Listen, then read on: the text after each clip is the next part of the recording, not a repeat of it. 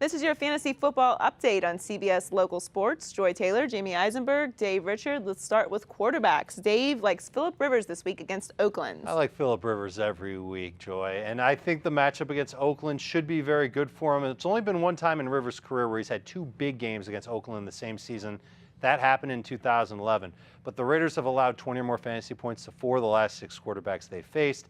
17 touchdowns allowed through the air this season. I think it's a no-brainer that the Chargers get right back on track after they had a tough game at Miami 2 weeks ago. Off the bye, Phillip Rivers has a big game against the Raiders. Jamie does not agree about Russell Wilson having a big game in Kansas City. Well, we've seen the Chiefs do a very good job against opposing quarterbacks really since week 2. You know, they came out in their last 6 or 7 games. They've only allowed Phillip Rivers to get multiple touchdowns against them. That includes matchups against Tom Brady and Colin Kaepernick. And I think you'll see Wilson doesn't typically travel well, especially outdoor games on the road. And I think he's going to have a tough time. He's only got one game with more than 20 fantasy points, one game more than 18 fantasy points in his last 5 outings. That was the big game against St. Louis. He's coming off 3 straight games where he hasn't thrown for 200 yards. So tough opponent on the road. Easy guy to get away from this week. But you do like Alfred Morris in Tampa Bay.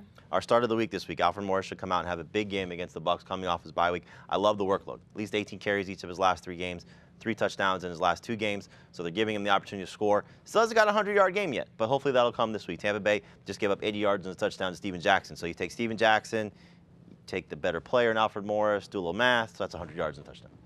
Dave says I don't know how I got there, but it's good math, good math. On the go.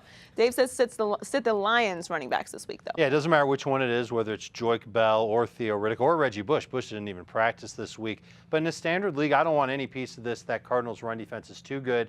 And I think the Lions are going to want to throw in this game. That actually hurts Joik Bell, helps Theo Riddick. I don't mind Riddick in a PPR league. I think he can finish as a top 24 option there. But I don't really think that either of these guys can score. I really don't think either one of them can get even 80 total yards in the game. I think if you can pass on both, you're ahead of it in fantasy. But you do like Mike Evans at wide receiver this week against Washington. You're playing a hot hand, and he's been an outstanding rookie for Tampa Bay. And even, it doesn't matter, they had a quarterback change, and he still did great in both games. So I think Mike Evans is going to go up against Washington's secondary. It's a good secondary. They are improving, but they've allowed 6 touchdowns to wide receivers in their last 5, and it's been the top targeted receiver who's done the best against Washington, and that's been Evans. It hasn't been Vincent Jackson. So I think he keeps it going.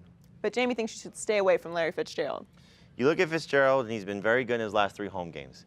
But that was with Carson Palmer. And now we're getting the quarterback change to Drew Stanton. We got a 3-game sample size of what Drew Stanton and Larry Fitzgerald can do together, and it wasn't very good. And now you're talking about facing a very tough opponent in the Detroit Lions. They did give up a touchdown to Mike Wallace last week, but they've been among the best teams against opposing receivers all season long. So I'll look at what Stanton's done for Fitzgerald and vice versa, what Fitzgerald has done with Stanton against a tough matchup. Even though he's playing at home, I think he's a guy you can get away from. It's a great week for wide receivers, and so you don't have to necessarily force Fitzgerald into your lineup if you don't need him.